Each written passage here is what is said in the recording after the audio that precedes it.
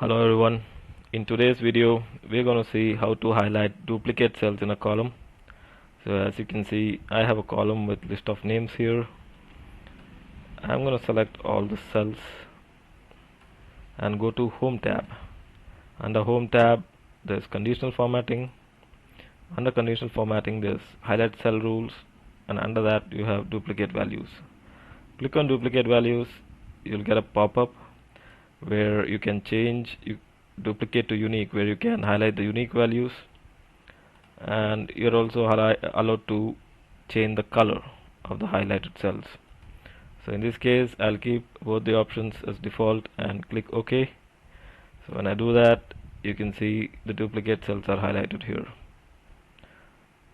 So that's how you can highlight the cells in Excel using conditional formatting. Thank you for watching. I'll see you in the next video.